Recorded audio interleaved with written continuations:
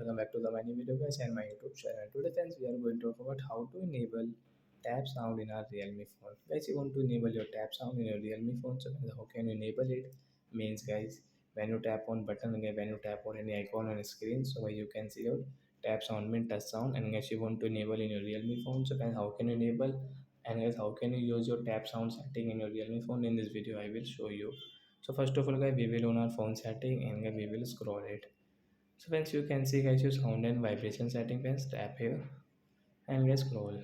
Friends, you can see your haptic and tone setting. Friends, tap here. So friends, you can see your touch sound means tap sound. So you want to enable guys, we will enable from this right side. After enable guys, you can see this tap sound setting guys. If you want guys any icon guys, you will click on any icon. So friends, you can see this touch sound setting. So like that guys, you want to enable your touch sound means tap sound, you can enable, and guys you can use in your Realme phone. So that's it guys, thanks for watching the video. We will meet on next video. Bye bye friends.